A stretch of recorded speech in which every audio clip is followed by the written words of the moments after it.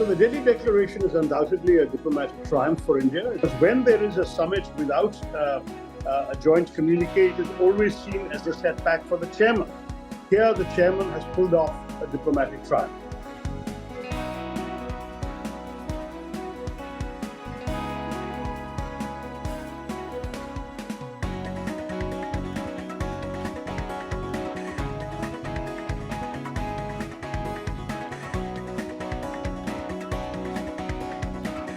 So the Delhi Declaration is undoubtedly a diplomatic triumph for India. It's a good achievement, because right until the G20 summit was being convened, the widespread expectation was there would be no agreement, and that therefore a joint communique might not be possible. We might have to end up with a chairman's summary.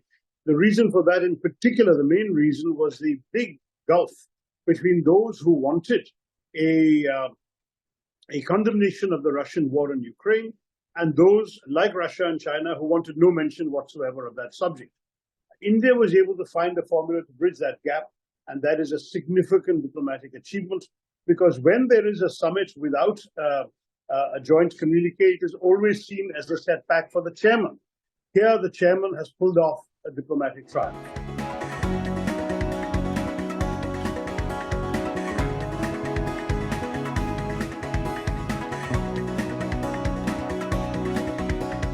That is the positive thing. But the overall presidency has been different from previous presidencies, and there are both good and bad elements in it. With the G20 summit itself, we saw two very disappointing developments. One was the complete exclusion of the public interest from the summit. You found, for example, the shutdown of Delhi for 3 days, with great difficulties caused to daily wage workers and others who had no income for those days. The attempt to hide poverty rather than to deal with the poor and assist them during this difficult time. This was really disappointing.